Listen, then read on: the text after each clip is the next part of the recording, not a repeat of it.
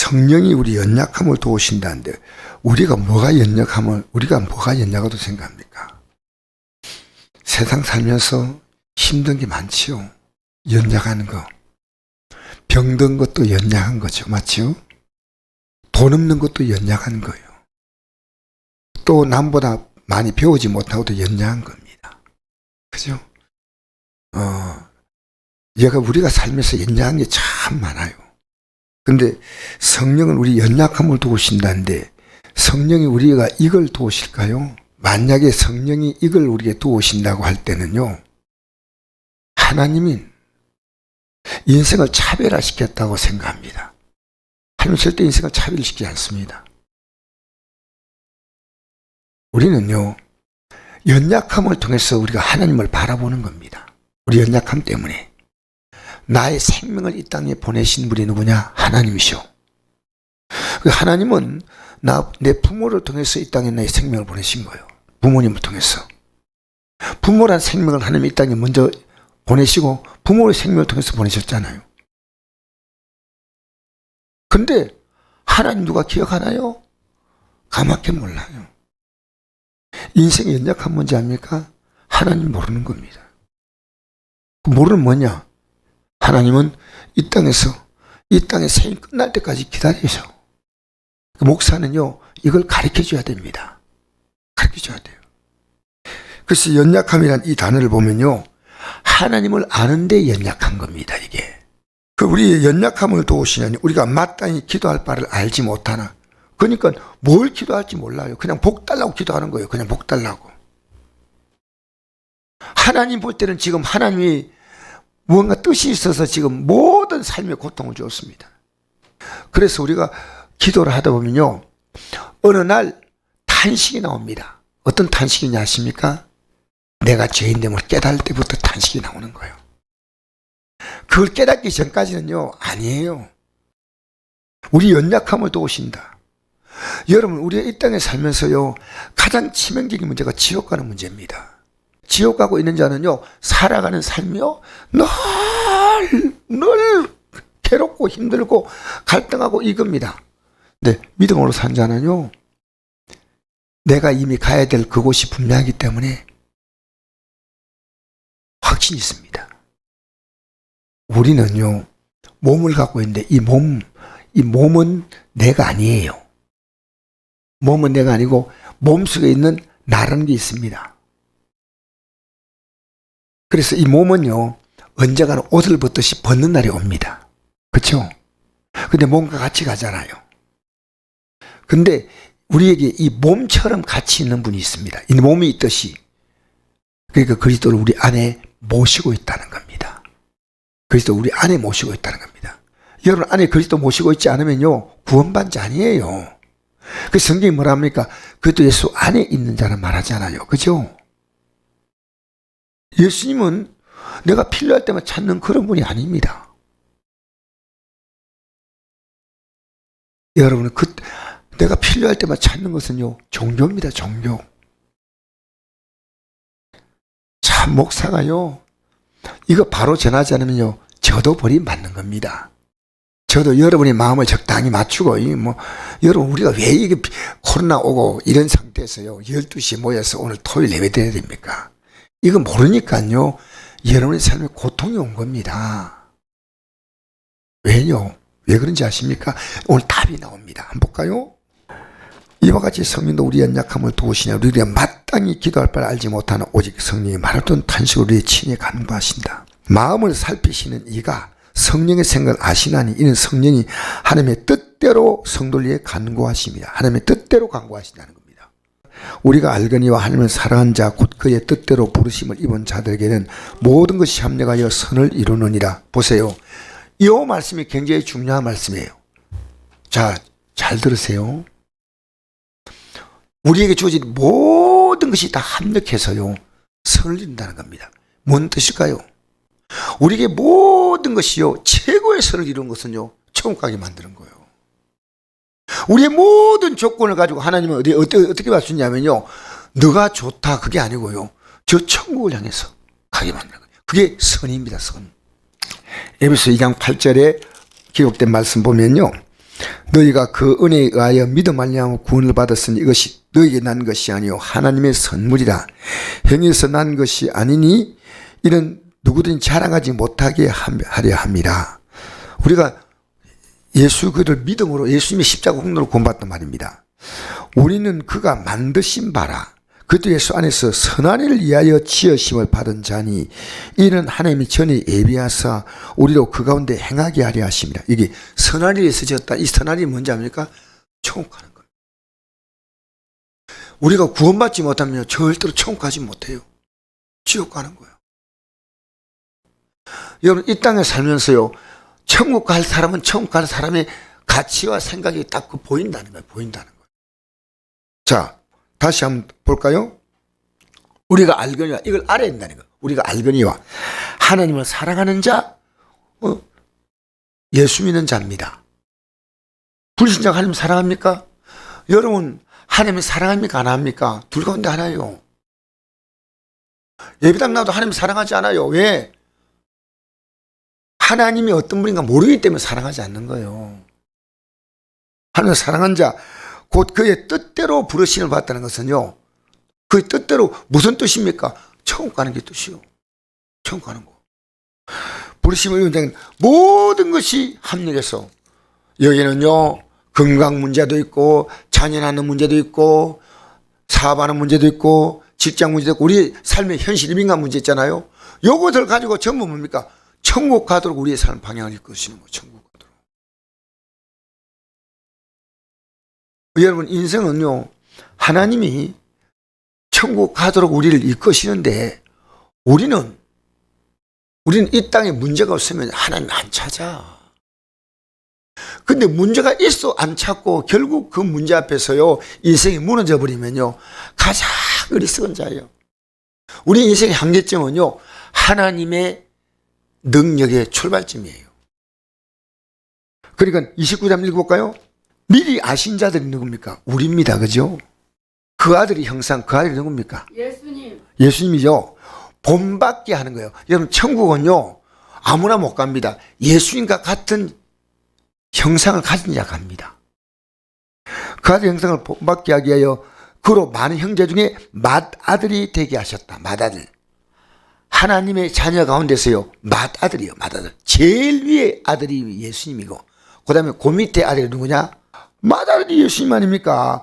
본받게 하여 많은 중에 맏아들이 되게 하려 하심이라. 자, 그 다음에 30 읽어봅시다. 시작. 또 미리 정하신 그들을 또한 부르시고 부르신 그들을 또한 어렵다 하시고 어렵다 하신 그들 또한 영어롭게 하셨느니라. 보십시오. 미리 정했는데요 이 세상에 태어난 많은 인구들이 얼마나 될지 모릅니다. 지금 70억이죠. 그동안 태어난 사람 많지만요 하나님이 이 땅에 태어날 때요 이미 불행한 인생으로 태어난 사람이 있습니다. 이 땅에 태어날 때 이미 결정된 겁니다. 예수 믿을 사람과 믿지 않은 사람을 하나님이 결정했다는 그게 미리 정하신 겁니다. 아시겠어요? 미리 정하신 거예요. 미리 정하셨다는 거예요. 이게 에베소서 1장 3절에도요 창세전에 우리를 그리스도 안에서 택했다 1장 3이 나옵니다. 그러니까 이해가 안 되는데 이건 좀 따지지 마세요. 성경에 나와 있으니까 미리 정하신 거예요. 예수 믿는 자를 미리 정하신 자를 하나님이 때가 딱 하나님이 딱 시간이 오면요 딱 부르셔요. 우리가 애들이 태어나면 학교 언제 갑니까? 몇 살 때 가느냐? 우리 세상의 시간 딱 정해져 있어요. 근데 하나님의 시간 안 정해져 있어요. 내가 언제 예수 믿을 거냐? 아무도 몰라요. 하나님만 아셔요. 여러 가지 과정을 통해 예수 믿는 거예요. 친구 따라서 강남 간다고. 그런데 요 중요한 단어가요 요거는 우리가 하는 거 아닙니다. 정하신 그들 부르신 그들 이건요 우리가 정하는 게 하나님이 정하는 거고요. 그 다음에 여기 보니까 그들을 또한 어렵다 하시고 요건 우리가 결정할 일입니다. 우리가 결정하는 요 하나입니다. 이 어렵다는 것은요 우리가 어렵다는 것은요 아까 보죠 그 아들의 형상을 본받는다 했죠. 아들의 형상. 그러니까 우리가 예수님처럼 되어야지만 어려운 거예요. 그리고 우리는 예수님처럼 될 수 있는 것은 우리에게 없어요. 그리고 우리가 할 수 있는 건 뭡니까? 예수만 믿는 겁니다. 어떻게 믿냐면요 내 온 전제를요 그분을 붙들고 이 말씀으로 사는데 부족하면요, 날마다 회개, 날마다 회개하는 겁니다. 그러면 예수님의 의를 가지고, 예수님의 의, 그래서 맏아들이 된 거예요. 맏아들. 알겠습니까? 그러니까 이 회개가 없으면요, 우리가 절대로 요걸 깨닫게 하려고, 여러분 지금 살아온 삶 가운데서 많은 문제가 생기잖아요. 복이에요, 그게. 왜 복인지 압니까? 그것은요, 하나님 뭡니까? 합력해서 선을 이루려고 하시죠. 여러분이 볼 때는요, 아주 안 좋은 사건이지만 하나님 앞에서 이걸 알고 보면요, 너무나 놀라운 사건이에요. 우리가 예수님 앞에 자기 죄를 제기하면요, 예수님이 우리의 모든 죄를 담당했기 때문에 죄는 그분이 가져가시고 예수님의 의는 우리에게 주시는 겁니다. 그래서 우리가 예수 믿는다는 것은 예수님의 의를 입는 거예요. 그러면 그들 영화롭게라는 점, 굉장히 영광스럽게 만드는데 그게 천국 가는 겁니다. 이 땅에서 우리의 삶이요, 조금씩 영화로워집니다. 예수 믿으면요, 우리의 삶이 세상의 삶에서도요, 믿음의 삶은 존재감이 있습니다. 세상 사람이 허무하잖아요. 무의미하잖아요. 왜냐? 내가 이 땅에서 아직도 내가 살아갈 진정한 삶의 가치를 발견하지 못한 겁니다. 예수를 못 만난 거예요. 그러니까 내 인생의 존재는요, 내 인생만큼밖에 안 돼요. 예수님을 딱 만나는 순간에 나는 이제 내 존재감이 달라지는 거예요. 그런 적 일에 대하여 우리가 무슨 말 하리요? 만 하나님 우리를 이해하시면 누가 우리를 대적하리요? 자기 아들을 아끼지 아니하시고 우리 모든 사람을 내어주시니가 어찌 그 아들과 함께 모든 걸 우리에게 주시지 아니하시겠느냐? 보세요. 하나님이 우리를 이해하시는데 어떻게 이해하시는지 아십니까? 여러분 정말 사랑하는데 언영 사랑하냐? 하나님이 우리를 이해하시면 누가 우리를 대적하리요? 자기 아들을 아끼지 아니하시고 우리 모든 사람을 위해 내주시니가 어찌 그 아들과 함께 우리에게 모든 것을 우리에게 주시 아니하겠느냐? 우리는 어떤 존재냐고 합니까? 예수님을 받은 존재입니다. 지금 여러분이 예수님을 받으라고 다른 건 다 우리가 어떤 문제 만나도요, 예수님을 우리는 완전한 주님으로 받아들인 겁니다.